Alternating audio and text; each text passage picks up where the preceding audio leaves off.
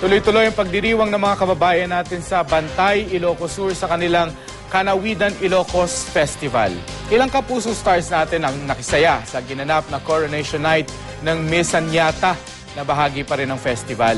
Makibalita tayo kay Erica Labiano ng GMA Ilocos. Dinagsa ng mga manonood ang Coronation Night ng Miss Sanyata ng Kanawidan Ilocos Festival sa Bantay, Ilocos Sur. Naglaban-laban ang 22 kandidata. Nagtagisan sila ng galing sa pagrampa sa swimsuit competition at long gown competition.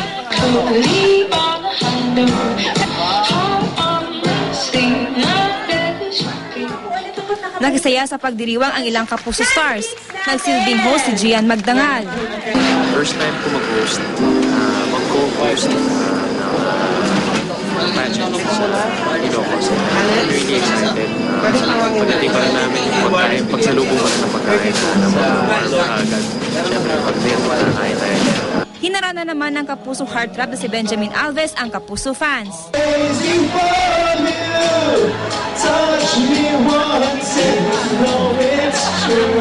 Naghandog din ng awit ang lead star ng katatapos lang ng GMA Afternoon Soap na Magdalena na si Bella Padilla.